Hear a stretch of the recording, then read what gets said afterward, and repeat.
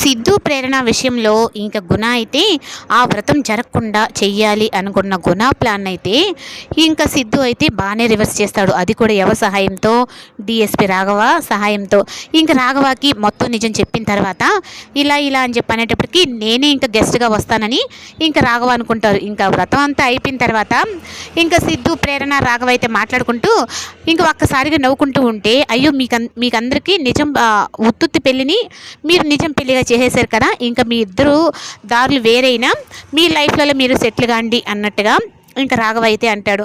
అయ్యో సారు, మాది ఇదివరకు మాకు దారులు వేరు కావచ్చు, కానీ ఇప్పుడు మేము ఇద్దరం పెళ్లి చేసుకున్నాం కదా, అయినా మా ఇద్దరు దారులు ఒకటే అన్నట్టుగా ఇంకా ప్రేరణ అయితే సిద్ధు మీద చాలా ఇష్టం ఉన్నట్టుగా తను చెప్తుంది.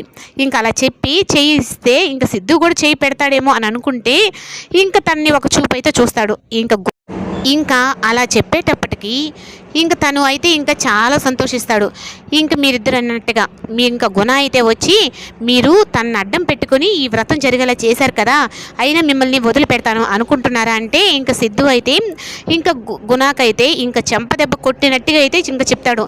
ఇది వరకంటే నా ఫ్యామిలీ జోలికి వచ్చినా నాకు అధికారం లేదు, కానీ ఇప్పుడు నేను ప్రేరణ భర్తని, నా ఫ్యామిలీ జోలికి వచ్చావు అంటే నేను అస్సలు ఊరుకోను అన్నట్టు ఇంకా అలా చెప్పేటప్పటికి ఇంకా చాలా సంతోషిస్తుంది ప్రేరణ. ఎందుకు అంటే నా చెల్లెలికి, నాకు, మా అమ్మకి నాకు తోడుగా నువ్వున్నావు, అలాగే మా కుటుంబానికి కూడా నువ్వే ఉంటావు సిద్ధు అన్నట్టుగా ఇంకా సంతోషిస్తూ ఉండేటప్పటికి తండ్రి దగ్గర దొరకని ప్రేమ నాకు నీ దగ్గర దొరికింది, ఇంకా దీన్ని మాత్రం నేను అస్సలు మిస్ గాను అన్నట్టుగా చెప్పి ఇంకా సంతోషిస్తూ ఉండేటప్పటికి ఈ లోపల గుణ అయితే ఇంకా రాజశేఖర్ని అయితే చాలా బెదిరిస్తాడు.